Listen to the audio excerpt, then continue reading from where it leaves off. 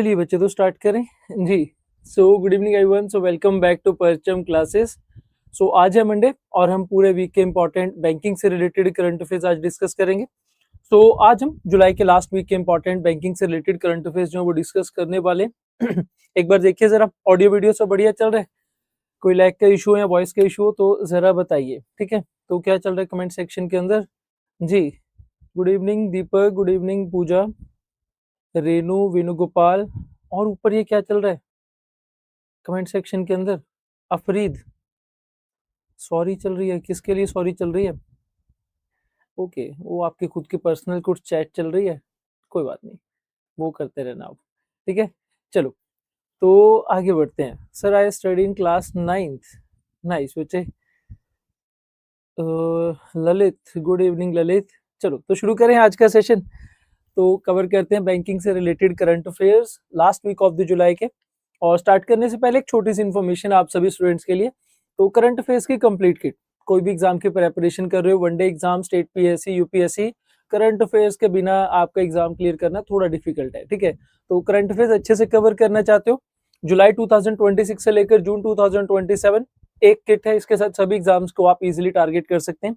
तो इसके अंदर आपको डेली सीए की पीडीएफ मिलेंगी, वीकली पीडीएफ मिलेंगी, वीकली जैसे कि अभी बैंकिंग की सीए की PDF, weekly CA PDF, CA boosters जो कि स्टेट पीएससी चैनल के ऊपर करवाए जाते हैं specially for the UPSC and state PSC students. Then monthly e magazines provide की जाएंगी, 6 मंथली, और ईयर बुक्स जो है वो प्रोवाइड की जाएंगी। तो सब कुछ आपका कवर हो जाएगा, कोई ऐसा करंट अफेयर नहीं होगा एग्जाम्स के अंदर जो आप बोलोगे कि सर हमारे नोट्स में से नहीं आया, ठीक है?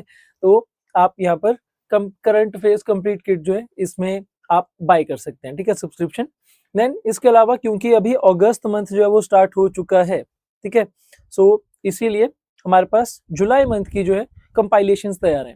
तो आज कितनी डेट है? 3rd ऑफ अगस्त, और जुलाई के कंप्लीट अगर कंपाइलेशन चाहते हो, अगर करंट अफेयर्स पढ़ चुके हैं हम, सिर्फ एमसीक्यूज कवर करना चाहते हैं तो 400 एमसीक्यूज आपको मिलेंगे इन दी सवाल ई बुक। अगर आप करंट अफेयर्स कवर करना चाहते हैं प्रॉपर्ली तो जुलाई 2026 की monthly current affair magazine available है। और अगर आपके एग्जाम के अंदर सिंपल हेडलाइंस पूछी जाती हैं तो आपके लिए सीए रफ्तार कंपाइलेशन फॉर जुलाई 2026 ये भी अवेलेबल है।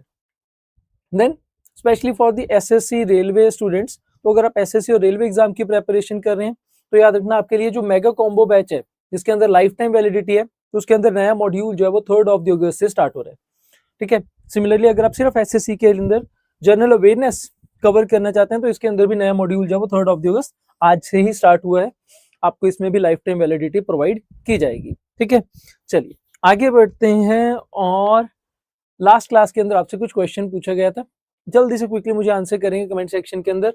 विच company has launched UPI based payment on its meal card? कि मील कार्ड जितने पैसे दिए गए हैं मील के लिए दिए गए, मील के लिए यूज होंगे और कहीं पर आप यूज नहीं कर सकते। UPI payment through meal card जो है की जाएगी यहाँ पर। सो बताइए कौन सी कंपनी है जिन्होंने रिसेंटली से स्टार्ट किया जी? तो जी सत श्री अकाल बच्चे, क्या नेम है आपका? HY बर्ट, ओके, बताइए ए बी सी और डी कौन सी कंपनी ने स्टार्ट किया? तो एन कैश की तरफ से इसे स्टार्ट किया गया, बिल्कुल correct, option C is the correct answer, ठीक है, इजी हो गया। तो आगे बढ़ते हैं और जरा देखते हैं हमारे पास इंपॉर्टेंट न्यूज कौन कौन सी है। सबसे पहले हमारे पास कुछ अपॉइंटमेंट्स हैं, तो अपॉइंटमेंट्स के अंदर है एलआईसी की तरफ से अपॉइंट किए गए हैं Shantmani Srivastava as the chief financial officer, ठीक है? इमेज छोड़ देना, इमेज जो है एआई जनरेटेड है, मैंने काफी जगह ढूंढने की कोशिश की लेकिन शांतमणि श्रीवास्तव जी की कौन सी करेक्ट इमेज है मुझे क्लियरली पता नहीं चली, ठीक है? अलग अलग न्यूज़पेपर्स अलग अलग फोटोज लेकर चल रहे थे, अब कौन सी एआई से जनरेटेड है कौन सी नहीं है तो डिफिकल्ट हो जाता है थोड़ा सा फाइंड आउट करना। तो आप सिर्फ नेम याद रखेंगे, LIC, that is the Life Insurance Corporation of India. So they have announced it Shantamanu Shrivastava as the Executive Director for Finance and Accounts and the Chief Financial Officer, ठीक है? तो सिर्फ इतना याद रखेंगे LIC के अंदर लेटेस्ट अपॉइंटमेंट जो की गई है। नेक्स्ट आगे बढ़ते हैं। So India enters the red hats top 5 global growth markets. अब ये है क्या, न्यूज क्या है? न्यूज को समझते हैं। सो रेड हैट जो एक कंपनी है जो जनरली क्या करती है, इन्वेस्ट करते हैं इन द आर्टिफिशियल इंटेलिजेंस, जो लेटेस्ट हमारे पास हम अगर देखें जो भी टेक्नोलॉजीज है, इंटरनेट ऑफ थिंग, उनके अंदर इन्वेस्ट करते हैं, ठीक है? तो इंडिया के अंदर रिसेंटली इनके अंदर बहुत ज्यादा इंक्रीज देखने को मिला, तो इसी वजह से ये न्यूज आ चुकी है कि red hat top 5 global growth markets के अंदर जो है इंडिया भी एंटर कर चुका है। So Red Hat it is IBM owned global leader in the enterprise open source software solutions. Growth is driven, India के अंदर, इंडिया जो है वो यहाँ पर अब क्यों आया, क्योंकि इंडिया के अंदर AI, cloud computing, open source software and digital transformation, इसमें काफी ज्यादा इंक्रीज देखने को मिला। So the announcement was made by the Navtej Singh Bal, who is the Vice President and the General Manager for the India and South Asia. तो simple news है, one liner है, that India enters the Red Hat's top 5 global growth markets। ठीक है, इतना ही याद रखेंगे आप। चलो आगे बढ़ते हैं। SBI Life Insurance becomes the principal partner for India's para sports team। तो न्यूज इंपॉर्टेंट है, यस इंपॉर्टेंट है। So SBI Life Insurance has partnered with the Paralympic Committee of India. So the company will serve as the principal partner for India's para sports contingent, जो की जाएगी 2026 के अंदर चल रही है। So it will also be the official life insurance partner for the Commonwealth Para Athletics 2026। ठीक है, और ये पार्टनरशिप कब तक चलेगी, जब तक एशियन पैरा ओलंपिक्स गेम्स जो है वो कंप्लीट होंगी 2026 में जापान के अंदर, आइची नगोया के अंदर। तो बैंक का नाम याद रखना, कौन सी बैंक है जिन्होंने recently, not bank, life insurance company, जिन्होंने रिसेंटली जो है वो इंडिया पैरा स्पोर्ट्स टीम के साथ जो है वो पार्टनरशिप की है। नेक्स्ट न्यूज, और न्यूज हमारे पास है ओमनी कार्ड से रिलेटेड। अब ये थोड़ी इंटरेस्टिंग न्यूज बन रही है। ठीक है, omni card. So omni card launches India's first flexi benefits basket on UPI. अब इसका मतलब क्या हुआ, तो सपोज कीजिए कि अभी ना रिसेंटली हमने लास्ट वीक के अंदर जो न्यूज पढ़ी थी वो एनकैश की थी। एनकैश ने बोला कि हम आपको यूपीआई पेमेंट्स करवाएंगे सिर्फ मील से रिलेटेड। ठीक है, नाउ सिमिलरली सपोज कीजिए कि वो एक कंपनी है, ठीक है, एक पर्सन है, पर्सन ए जिसकी कंपनी है, और इसकी कंपनी के अंदर पर्सन बी काम कर रहा है। अब कुछ बेनिफिट्स होते हैं जो आपको अपने एम्प्लॉइज को देने होते हैं। ठीक है, for example, so person B को सपोज कीजिए कि पर्सन ए की तरफ से 2000 रुपीज हर महीने मील के लिए दिए जाएंगे, खाने के लिए। ठीक है, देन हो सकता है कि 1000 रुपीज जो है वो प्रोवाइड किए जाए फ्यूल के लिए। देन हो सकता है कि 1000 रुपीज प्रोवाइड किए जाए फॉर द इलेक्ट्रॉनिक्स। अब पुरानी अप्रोच ये चल सकती है कि कंपनी ए जो है वो पर्सन बी को सीधे 4000 रुपीज दे देंगे और बोलेंगे कि तुम इसे यूज कर लेना, इसमें तुम्हारे पास 2000 रुपीज का खाना भी हो गया, 1000 रुपीज का फ्यूल भी, और 1000 रुपीज के इलेक्ट्रॉनिक्स का जो भी सामान तुम्हें चाहिए वो इसमें आ जाएगा। ठीक है, अब इसमें चांसेस हैं कि लीकेज हो सकती है, ये पर्सन बी जो है, ये पर्सन ये 2000 रुपीज की मील जो है वो कंज्यूम ही ना करे, 4000 रुपीज को कहीं और यूज कर ले, डिफिकल्टी है। तो अभी हमने क्या किया, हमने एक जो है ऐप बना दी, ऐप के ऊपर अलग अलग जो बास्केट्स बना दी, और अब इस पर्सन बी को बोला कि तुम खाना खाने जाओगे ना, तो तुम इस ऐप के ऊपर मील सेक्शन में जाकर स्कैन करना, और जो भी आप खाना खाएंगे तो 2000 रुपीज का आपका जो बैलेंस है उसमें से कट हो जाएगा। आप फ्यूल फिल करवाएंगे तो आप ही के ऐप के अंदर आपको मिल जाएगा फ्यूल वाला सेक्शन, तो वहां पर आप स्कैन करना, पे कर देना, 1000 रुपीज में से फ्यूल के पैसे जो वो खत्म हो जाएंगे। तो इससे कंपनी को ये पता चल जाएगा कि एक्चुअल में जो मनी यूज की जा रही है वो डेडिकेटेड पर्पस के लिए यूज की जा रही है कि नहीं। ठीक है, सो याद रखेंगे यहाँ पर कंपनी कौन सी है, तो कंपनी हमारे पास है जिसकी तरफ से स्टार्ट किया गया, that is the e root technologies private limited. E route private technologies private limited, तो इनकी तरफ से स्टार्ट किया गया ओमनी कार्ड। ठीक है, so it is India's first UPI based flexi benefit wallet. Flexi मतलब अलग अलग जो है यहाँ पर बास्केट्स क्रिएट की जाएंगी, allowing the employees to utilise tax saving benefits through the single digital wallet. तो इसके साथ अगर इसे रोल आउट किया जाएगा, ठीक है, तो इसके अंदर employees can utilise the benefits across the multiple categories, जैसे कि meal, fuel, telecom, books, then gadgets and other approved allowance जो कंपनी उन्हें प्रोवाइड करेगी वो। ठीक है, तो इससे कंपनी को पता होगी कौन से पैसे यूज नहीं हो तो वापस भी उनके पास आ जाएंगे। सो it is built on the RBI's licensed prepaid payment instrument, that is PPI platform, and the wallet can be used nearly at 60 million UPI enabled merchants across the India। तो कंपनी का name याद रख लेना जिनकी तरफ से इसे बनाया गया, ई रूट टेक्नोलॉजीज प्राइवेट लिमिटेड की तरफ से बनाया गया ओमनी कार्ड, और इसका मैंने आपको ब्रीफ जो है इंट्रोडक्शन दे दी कि इसे यूज कैसे किया जाएगा।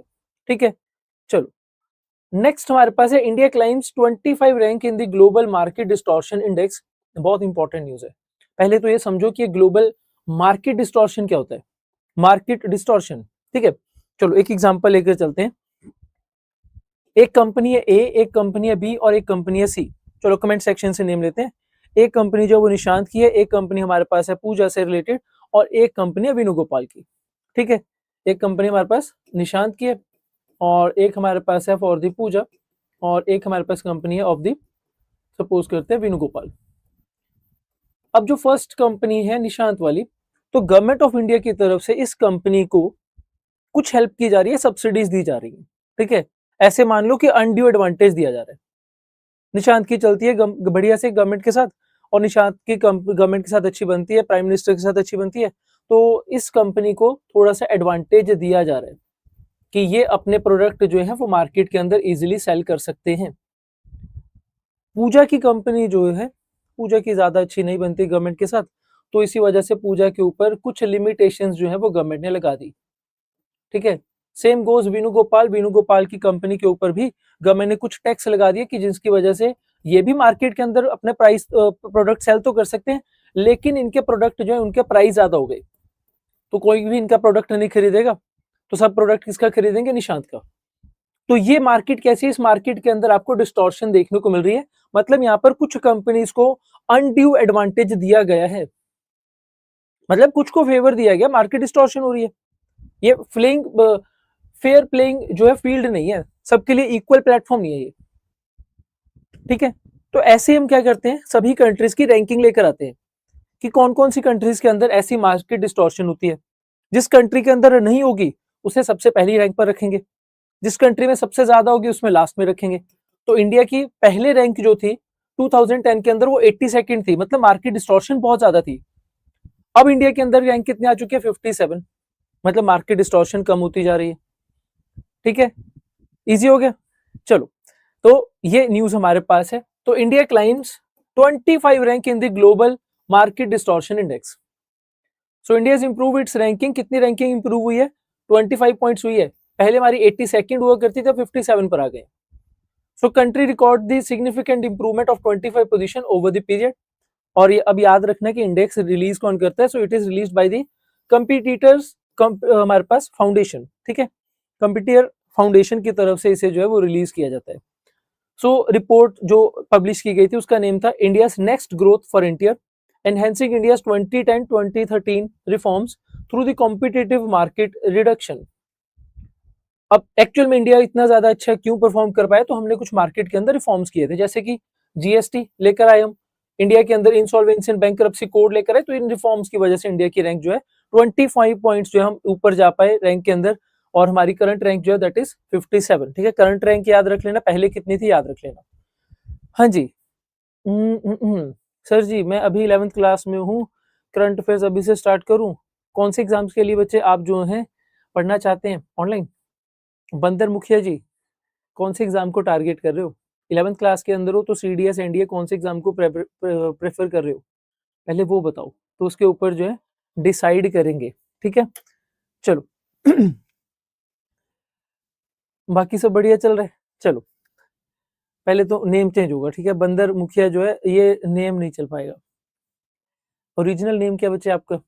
यूपीएससी को टारगेट कर रहे हैं, यूपीएससी देने 2032 के अंदर, तो मतलब ज्यादा नहीं है, लाइट से करंट अफेयर्स, ठीक है। नोट्स बनाने मत लग जाना कि सर नोट्स हमारे पास होने चाहिए प्रॉपर, छोड़ दो, बहुत ज्यादा बाद के बाद आपको जो है एग्जाम देना है, तो अभी सिर्फ अपने न्यूज देखो, समझो कि न्यूज चल क्या रही है, ठीक है, कि कैसी न्यूज होती है, कौन सी स्कीम्स है, किस वजह से स्कीम्स लॉन्च की गई हैं, क्या चल रहा है, ये आपको पता होना चाहिए, ठीक है। याकूब अब्बास, ओके नाइस याकूब। करने बच्चे करंट अफेयर्स क्यों नहीं करने, इजी हो जाएगा, न्यूज़पेपर रीडिंग करंट अफेयर्स करते चलो, आप खुद समझ आओगे कि एग्जाम के अंदर अभी आपकी डिमांड चल क्या रही है, ठीक है, कि एग्जाम के अंदर क्या क्या चीजें हमारे पास होनी चाहिए तभी एग्जाम क्लियर होगा। कोई इशू नहीं है, जल्दी ही तैयारी शुरू करते हैं, ठीक है। ग्रेजुएशन करने के बाद तैयारी नहीं शुरू करनी तो फिर और टेंशन हो जाएगी कि सर +1 में कुछ पता था, पता ही नहीं है, कुछ याद ही नहीं है। स्लोली स्लोली करंट अफेयर्स करते चलो, अपने आप ही चीजें याद हो जाएंगी, क्योंकि करंट अफेयर्स के अंदर हम स्टैटिक पोर्शन भी पढ़ लेते हैं, हिस्ट्री की न्यूज भी आ जाती है, पॉलिटी की भी आ जाती है, तो आप अपडेटेड रहने वाले हैं, ठीक है। चलो सो ये हो गया हमारे पास न्यूज, आगे बढ़े। Next, India launches first sovereign backed maritime insurance product. Okay चलो न्यूज समझते हैं जरा। पहले तो देखिए न्यूज के अंदर कीवर्ड्स को समझते हैं। सोवरन बैक्ड, सोवरन मतलब इंडिया ने बैक किया हुआ है, ठीक है, कि इंडिया की गवर्नमेंट बोल रही है कि डरना मत, हम हैं। India backed maritime insurance product, maritime insurance product मतलब, तो मतलब इंडिया की गवर्नमेंट ने हमारे पास, देखो एक्सपोर्ट करने के लिए हमारे पास शिप्स होती है, शिप्स किसी न किसी वजह से इन्हें प्रॉब्लम्स कुछ हो सकती है, इन्हें इंश्योरेंस लेनी पड़ती है। अब हो सकता है कि इंडिया से शिप जा रही है टुवर्ड सिंगापुर, रास्ते में टकरा जाए, तो इंश्योरेंस कौन देगा?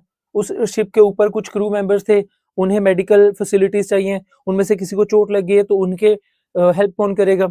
ठीक है, कुछ डैमेज हो गया, क्रू का डैमेज हो गया या फिर जो हम सामान लेकर जा रहे थे डैमेज हो गया तो पैसे कौन देगा? तो गवर्नमेंट की तरफ से एक जो है इंश्योरेंस प्रोडक्ट जो है वो लाया गया। आइए देखते हैं, तो इससे क्या होगा क्या? पहले तो ये समझो ना कि गवर्नमेंट लेकर क्यों आई।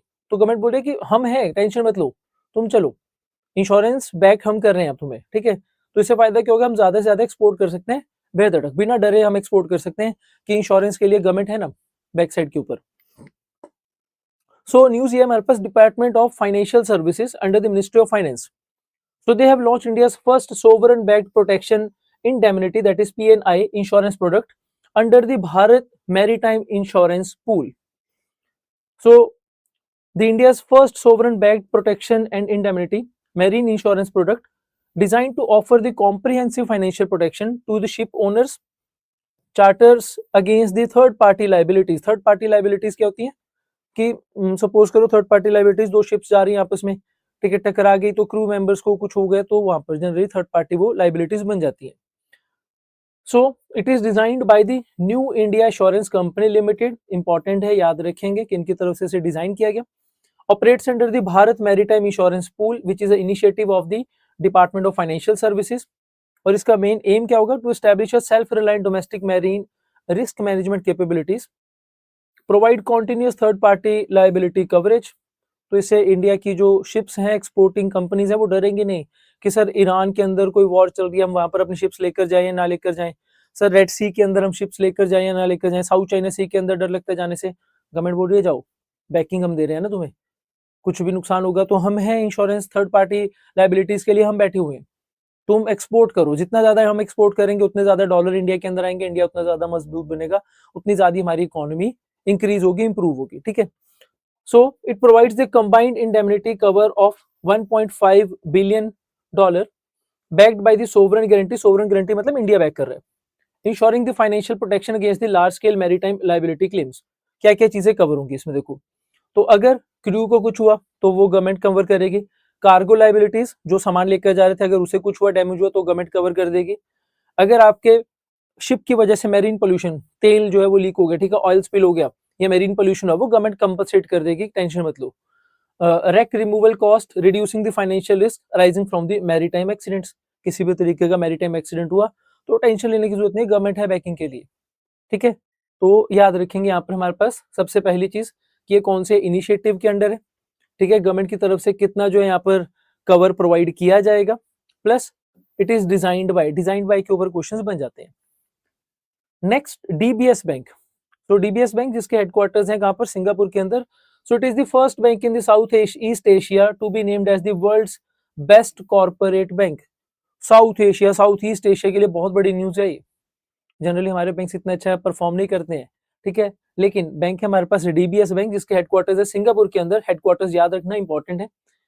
सो it is the first south east Asian bank to receive world's best corporate bank award. कहां पर दिया गया? At the global finance global bank award 2026। पहली बार हुआ है कि साउथ ईस्ट एशिया के अंदर किसी बैंक को ये अवार्ड दिया गया। जब से ये कैटेगरी ऑफ 2005 के अंदर इंट्रोड्यूस की गई थी ना, तब से लेकर अभी तक किसी भी साउथ ईस्ट एशिया के बैंक को ये अवार्ड ही नहीं मिला।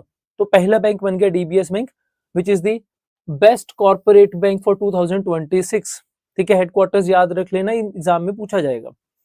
चलिए आगे बढ़ते हैं। RBI proposes demat only securitisation notes. Okay, थोड़ा सा टेक्निकल सी डिटेल है इसके अंदर, वो समझते हैं। पहले आपको सिक्योरिटाइजेशन नोट्स क्या होते हैं ये समझना पड़ेगा, ठीक है। अब सपोज करो हमारे पास एक बैंक है, ठीक है, कोई भी एक बैंक बता देते हैं आप। तो बैंक हमारे पास है पीएनबी। तो पीएनबी ने क्या किया? पीएनबी ने लोन दिया, ठीक है। तो पीएनबी ने 10 लाख रुपीस का लोन दिया हुआ है एक पर्सन को। ऐसे पीएनबी ने 10 लोगों को लोन दे दिया, ठीक है। अब ये 10 लोगों को लोन दे दिया और ये 10 के 10 लोग जो है ईएमआई पे करेंगे अपने मैंने 10-10 लाख के लोन की। पीएनबी ने कितने रुपीस का लोन दिया टोटल? तो आप बोलोगे कि सर पीएनबी ने 1 CR 1 करोड़ का लोन दे दिया। अब क्या पीएनबी बैठ जाएगा कि 1 करोड़ का लोन इसकी ईएमआई जब आएंगी तो वापस लोन दे पाएंगे? नहीं। अब यहीं पर चीजों को समझो। पीएनबी ने लोन दे दिया 1 करोड़ का, तो यहां से स्लोली ईएमआई आएंगी। अब पीएनबी बैठेगा थोड़ी कि हम इस लोन अब आएगा जब तो वापस किसी को लोन दे पाएंगे, नो। तो जब ये लोन जो है ना, ठीक है, ये दे दिया गया तो इसके क्रिएट किए जाते हैं सिक्योरिटाइजेशन नोट्स। ये जो 1 CR का लोन पीएनबी ने दिया, इसके क्रिएट होंगे सिक्योरिटाइजेशन नोट्स SN, और वो फिर किसी एक इन्वेस्टर को सेल किए जाएंगे। जैसे मैं हूं इन्वेस्टर, मुझे पता है कि ये सिक्योरिटाइजेशन नोट्स जो है वो 1 करोड़ के हैं, ठीक है, मुझे इस यहाँ से 1 करोड़ रुपीस जो है वापिस आएंगे। तो पीएनबी बोलेगा कि सर 1 करोड़ के हैं, आप इसमें हम आपको सेल करते हैं सपोज कीजिए 90 लाख के अंदर, आप ये 90 लाख के अंदर हमसे खरीद लो। तो मैं 90 लाख जो है वो पीएनबी को दे दूंगा और 1 CR के SN जो है सिक्योरिटाइजेशन नोट्स ये खरीद लूंगा। अब मैं एज ए इन्वेस्टर मुझे क्या मिल रहा है, तो आप जो EMIs पे करोगे वो बैंक के पास थोड़ी जा रही हैं, जो आप EMIs पे करोगे तो वो इन्वेस्टर के पास आ रही है जिसके पास SN है। मुझे फायदा हो गया, मैं 90 लाख रुपीस मैंने दिया और मेरे पास 1 करोड़ आ जाएगा, तो मुझे 10 लाख रुपीस का फायदा हो गया। पीएनबी को ये फायदा हो गया कि अब उन्हें वेट करने की जरूरत नहीं कि आगे लोन कैसे देंगे, पैसे नहीं है, तो उन्हें उनके पास 90 लाख आ चुके हैं, वो 90 लाख का आगे लोन दे देंगे। ठीक है, इजी हो गया। तो अब ये कंसेप्ट समझ आया हमारे पास सिक्योरिटाइजेशन नोट्स क्या होते हैं। अब आरबीआई ने बोला कि जितने भी सिक्योरिटाइजेशन नोट्स होंगे अब ये सिर्फ और सिर्फ डीमैट के अंदर होंगे, मतलब डीमटेरियलाइज्ड फॉर्म के अंदर होंगे। ये प्रॉपर जो है हमारे पास मैनुअल वे के अंदर फिजिकल फॉर्म में नहीं होंगे, जैसे शेयर्स खरीदते हैं डीमैट अकाउंट के अंदर वैसे वहां पर पड़े होंगे। ठीक है, so RBI has released draft amendment proposing that all the securitization notes should be issued, held or transferred exclusively in the dematerialized form. Easy हो गया, ये सिक्योरिटाइजेशन नोट्स का कंसेप्ट समझ आ गया। देखो बैंक कितने तेज हैं, लोन आपको दिया, किसने दिया, बैंक ने, ठीक है, और आप ही के लोन का टोटल अमाउंट जो है उसका एक एसएन बनाया और किसी और को सेल कर दिया। अब आप ईएमआई एक्चुअल में बैंक को पे करो, लेकिन आप ईएमआई बैंक को पे नहीं करे, आप उस पर्सन को पे कर रहे हो, उस पर्सन को भी फायदा हो रहा है, बैंक को भी फायदा हो रहा है, आप ईएमआई पे करते जा रहे हो। So the proposal seeks to improve the transparency. इससे क्या होगा, ट्रांसपेरेंसी आएगी, इन्वेस्टर्स की प्रोटेक्शन होगी, क्योंकि फिजिकल फॉर्म में अगर पड़े होंगे तो वो कभी जो है वो खराब भी हो जाते हैं, डीमटेरियलाइज्ड फॉर्म के अंदर खराब नहीं होंगे। ठीक है, so RBI is proposed to retain the minimum investment requirement of 1 crore which will remain applicable at the both at the time of the issuance and during the every subsequent transfer। तो अगर आप भी सिक्योरिटाइजेशन नोट्स जो हैं उनमें invest करना चाहते हैं तो आपको मिनिमम 1 करोड़ ये चाहिए। ठीक है, मिनिमम 1 करोड़ किसी भी इन्वेस्टर के पास हो तो वो बैंक से एसएन ले सकता है। अब बैंक ने जिन जिन लोगों को लोन दिए उनकी ईएमआईज आपके पास आती रहेंगी तो आपको प्रॉफिट होता रहेगा। ठीक है, चलिए नेक्स्ट आगे बढ़ते हैं, और न्यूज हमारे पास जो है that is the rupee valuation. Okay, बहुत ज्यादा ना क्रिटिसाइज किया गया गवर्नमेंट को, आरबीआई को, कि देखो हमारा रूपी कितना ज्यादा डेप्रिशिएट हुआ, तो इसका एक हल लेकर आए हैं टेक्निकल टर्म के अंदर आरबीआई के गवर्नर। तो उन्होंने बोला सर रुको, हमारा रूपी डेप्रिशिएट नहीं किया, हमारा रूपी जो है वो अंडर वैल्यू है। ठीक है, हमारा रूपी जो है वो अंडर वैल्यू, अंडर वैल्यू का मतलब क्या होता है, तो बोलते हैं अंडर वैल्यू का ये मतलब हुआ कि दैट हमारे रुपीस की वैल्यू सपोज कीजिए 90 थी और अभी 96 हो गई है पर डॉलर, तो रुपी तो डेप्रिशिएट किया। तो बोल रहे कि ये 96 जो है ना ये टेम्पररी है, ये तो लोगों ने पैनिक किया था तो हो चुका है, हम वापिस से 90 पर आ जाएंगे। ये जो 96 पर हमारी वैल्यू दिख रही है ये परमानेंट नहीं है, ये अंडर वैल्यू है हमारी रुपीस की वैल्यू। ठीक है, तो वो बोल रहे कि सर ये टेम्पररी, ईरान वाला इशू खत्म हो जाएगा, रशिया यूक्रेन वॉर खत्म हो जाएगी तो अपने आप ठीक हो जाएगा, हमारा रुपये अप्रिशिएट करेगा। ठीक है, अब वो देखने वाली बात है कि ऐसा होगा या नहीं, या यही नया नॉर्मल हो जाएगा। So RBI governor Sanjay Malhotra made a notable public observation clarifying that the Indian rupee is undervalued rather than overvalued in both nominal and real effective exchange rate terms। So RBI के गवर्नर की तरफ से ये बोला गया कि देखिए हमारा जो रुपी है वो डेप्रिशिएट तो किया, लेकिन एक्चुअल में वो अंडर वैल्यू जो है वो हो चुका है। अंडर वैल्यू का मतलब कि कुछ समय के लिए टेम्परेरी बेसिस के ऊपर जो है उसका प्राइस कम है, जब नॉर्मल होंगी चीजें तो वापस से प्राइस जो है वो इंक्रीज हो जाएगा। ठीक है, तो दो कीवर्ड्स जो है उनकी तरफ से बताए गए, first is the nominal exchange rate और सेकंड है हमारे पास रियल इफेक्टिव एक्सचेंज रेट। दोनों के बारे में आपको समझना पड़ेगा। देखो नॉमिनल एक्सचेंज रेट सबसे पहले, it direct the direct spot price of the Indian rupee against the single currency. जब ना आप ये कीवर्ड पढ़ते हैं, समझो इस चीज को, इफेक्टिव एक्सचेंज रेट और normal exchange rate. Normal exchange rate के अंदर आप सिर्फ एक करेंसी के अकॉर्डिंगली जो है वो देखेंगे कि आपकी करेंसी जो है वो एप्रिशिएट कर रही है, डेप्रिशिएट। ठीक है, फॉर एग्जांपल अगर मैं देखता हूँ कि $1 इज इक्वल टू 60 रुपीज और $1 इज इक्वल टू 90 रुपीज, तो हम बोल रहे हैं कि हमारा रुपी जो है वो डेप्रिशिएट कर रहा है। लेकिन मैं कंपेयर किससे कर रहा हूँ? एक करेंसी के साथ कर रहा हूँ। ठीक है, मैं यहाँ पर कोई इन्फ्लेशन का ध्यान नहीं दे रहा, कुछ नहीं दे रहा। हो सकता है कि रुपीज जो है वो डेप्रिशिएट नहीं किया, डॉलर जो है उसकी वैल्यू इंक्रीज हुई हो। ऐसा भी तो हो सकता है कि डॉलर के मुकाबले में बाकी जितनी भी करेंसीज हैं वो भी बहुत बड़े लेवल के ऊपर डेप्रिशिएट की हो। तो मुझे ओवरऑल देखना पड़ेगा। तो इसी वजह से हम क्या करते हैं, हम रियल इफेक्टिव एक्सचेंज रेट जो है वो कैलकुलेट करते हैं। ठीक है, so it the weighted average of the rupee relative to the basket of 40 major trading partner countries. Rather than कि मैं एक करेंसी के ऊपर फोकस करूं, मैं वो सब करेंसीज देखूंगा जिनके साथ हम ट्रेड करते हैं। अगर हम डॉलर के अंदर ट्रेड ही 10% करते हैं, मैं तो 10% इसे वेटेज दूंगा। अगर हम हो सकता है पाउंड के अंदर जो है वो ज्यादा ट्रेड करते हैं, तो मैं पाउंड को ज्यादा वेटेज दूंगा। और फिर कंपेयर करके देखेंगे कि एक्चुअल में हमारे रुपीस की वैल्यू डेप्रिशिएट की है या नहीं की है। ठीक है, तो अगर एक करेंसी के साथ आप कंपेयर करें तो that is nominal exchange rate. अगर आप मल्टीपल मतलब group of basket of currencies हैं उनके साथ कंपेयर कर रहे हो और ध्यान रखना इन्फ्लेशन को एडजस्ट कर रहे हो, तो वो क्या हो जाएगा? That is the effective exchange rate. Inflation adjust हो गया तो हमारे पास वो रियल इफेक्टिव एक्सचेंज रेट आ जाता है। अगर इन्फ्लेशन एडजस्ट नहीं करेंगे तो ये भी हमारे पास नॉमिनल इफेक्टिव एक्सचेंज रेट है। वापस से समझा देता हूँ, एक्सचेंज रेट के अंदर एक करेंसी, इफेक्टिव एक्सचेंज रेट के अंदर बास्केट ऑफ करेंसीज आपको देखने को मिलेंगी। ठीक है, सो जब हम कैलकुलेट करते हैं so base value is generally 100। सो अगर हमारे पास रियल इफेक्टिव एक्सचेंज रेट की वैल्यू जो है 100 से ऊपर आ रही है, तो इसका मतलब होता है कि हमारी करेंसी जो है वो ओवर वैल्यू हो चुकी है। अगर 100 से कम आ रही है तो इसका मतलब होता है कि हमारी करेंसी की वैल्यू जो है वो अंडर वैल्यू है। तो यही जो है अभी आरबीआई के गवर्नर की तरफ से बताया गया कि हमारे रुपीस की वैल्यू जो है वो अंडर वैल्यू है, क्योंकि रियल इफेक्टिव एक्सचेंज रेट में हमारी जो वैल्यू है वो 100 से कम आ रही है। ठीक है, इजी हो गया। चलो आगे बढ़ते हैं। RBI proposes new changes for the portfolio management services. Okay, तो इसे जरा समझो कि ये पीएमएस होता क्या है। दो चीजों के अंदर ना आप कंफ्यूज हो जाएंगे कि सर पोर्टफोलियो मैनेजमेंट सर्विस और म्यूचुअल फंड क्या ये दोनों सेम है? तो आंसर इज नो, ये दोनों सेम नहीं है। मेरे पास सपोज करते हैं 1 करोड़ रुपया, ठीक है, चलो मिनिमम 50 लाख रुपीज इसमें होती है लिमिट, 50 लाख रुपीज है, मैंने 50 लाख रुपीज एक पर्सन को दे दिया। मुझे मेरे पास टाइम नहीं है कि इसे कैसे शेयर मार्केट के अंदर, कितना गवर्नमेंट बॉन्ड्स के अंदर इन्वेस्ट करूं, मुझे इसके बारे में नॉलेज भी नहीं है। तो मैंने क्या किया, एक पर्सन को 50 लाख रुपीज दिए और मैंने बोला कि आप मेरे बिहाफ के ऊपर इन्हें जो है वो इन्वेस्ट करेंगे। ठीक है, ये सिर्फ मेरा होगा, ध्यान रखना इंडिविजुअल बेस्ड होंगे यहाँ पर डिसीजंस, जैसे मैं बोलूंगा वैसे करना पड़ेगा। तो ये होता है पोर्टफोलियो मैनेजमेंट सर्विस कि सर आप बताओ कैसे आप करना चाहते हो, आपका रिस्क क्या होना चाहिए, आपको कितने जो है वो परसेंटेज सपोज कीजिए कि रिटर्न चाहिए, ये सब कुछ। ठीक है, म्यूचुअल फंड के अंदर लेकिन अपोजिट चीज होती है।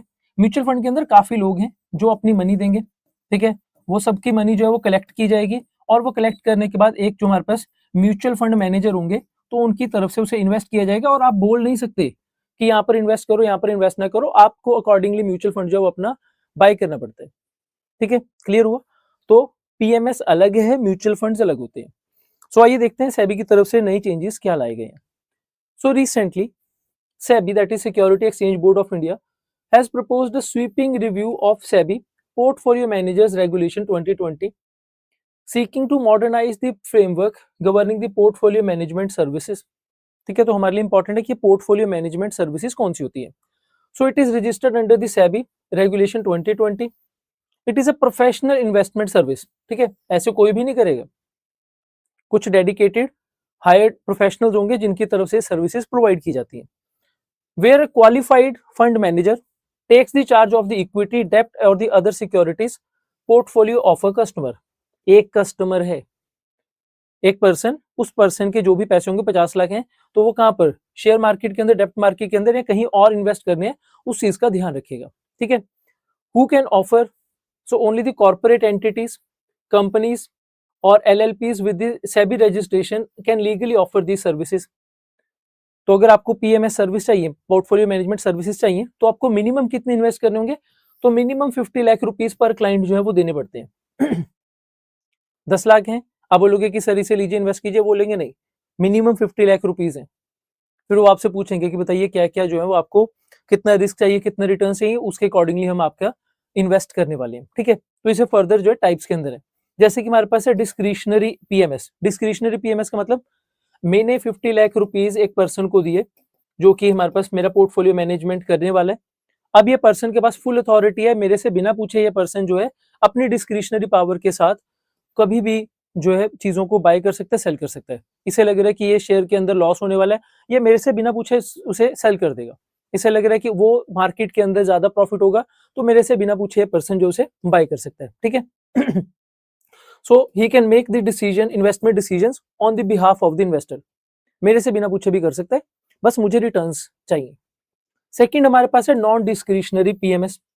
नॉन डिस्क्रिशनरी के अंदर क्या होगा कि ये पर्सन करेगा, ये पर्सन, लेकिन अब इसे मेरे से परमिशन लेनी पड़ेगी, अप्रूवल लेना पड़ेगा, और बोलेगा कि सर आप बताओ तो ऐसा करें, आप अगर बताओगे तो मैं बैंक के ये वाले शेयर्स जो है वो खरीदूंगा। ठीक है, तो अब ये नॉन डिस्क्रिशनरी हो गया, अब अप्रूवल मेरे से लेना पड़ेगा, तो जाकर यहाँ पर काम किए जाएंगे। नेक्स्ट हमारे पास है एडवाइजरी पीएमएस। एडवाइजरी के अंदर क्या होगा कि अब जो भी बाइंग ऑन सेलिंग होगी वो मेरी तरफ से की जाएगी, इधर से सिर्फ और सिर्फ मुझे एडवाइस दी जाएगी। ठीक है, सिर्फ एडवाइस मिलने वाली है और कुछ नहीं है। जस्ट वेट अ सेकेंड, अब यहाँ पर सिर्फ जो है एडवाइस दी जाएगी और कुछ नहीं है। ठीक है, तो ये हमारे पास 3 तरीके की पीएमएस होती है, पोर्टफोलियो मैनेजमेंट सर्विस। डिस्क्रिशनरी जहां पर ये डिसीजन लेगा, नॉन डिस्क्रिशनरी जहां पर मेरे से अप्रूवल लेना पड़ेगा, और एडवाइजरी जहां पर सिर्फ यहाँ पर जो है ट्रांजैक्शंस की एडवाइस दी जाएगी, ट्रांजैक्शंस मैं खुद करूंगा। सो कुछ important points, all the PMS providers must be registered with the SEBI, ये चीज का ध्यान रखना। मिनिमम इन्वेस्टमेंट जो 50 लाख की होगी, इस तभी आपको जो है वो पोर्टफोलियो मैनेजमेंट सर्विस मिलेंगी, वरना नहीं मिलेंगी। डिस्क्लोजर ऑब्लिगेशन, जो भी पोर्टफोलियो मैनेजमेंट सर्विसेज प्रोवाइड करते हैं उन्हें बताना पड़ेगा, सबसे पहले सेबी से रजिस्टर होना पड़ेगा, उन्हें बताना पड़ेगा उनकी परफॉर्मेंस क्या है। ऐसा तो नहीं कि लास्ट ईयर के उन्होंने सभी उनके जो कस्टमर्स थे उन्हें लॉस में डाल दिया। ठीक है, तो परफॉर्मेंस रिपोर्ट्स, कितनी फीस वो चार्ज करेंगे पहले से बताना पड़ेगा, रिस्क डिस्क्लोजर्स बताएंगे। Then custodian engagement, as a independent custodian is required to hold the investors asset to eliminate the conflict of interest, और सभी के पास जो है वो एक कंप्लायंस मॉनिटरिंग के लिए ऑफिसर रखना पड़ेगा। ठीक है, कि अगर कल को कोई डिस्प्यूट हो जाता है तो आपके पास एक कंप्लायंस ऑफिसर होना चाहिए।